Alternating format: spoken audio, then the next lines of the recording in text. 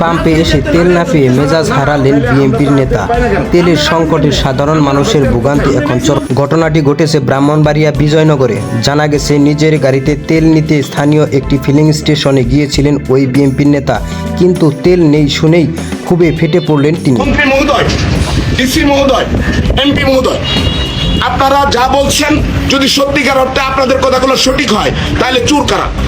ভিডিওতে দেখা যায় পাম্প কর্মকর্তার ওপর চরম বিরক্ত হয়ে তিনি দেশের বর্তমান জ্বালানি পরিস্থিতি নিয়ে প্রশ্ন তুলছেন।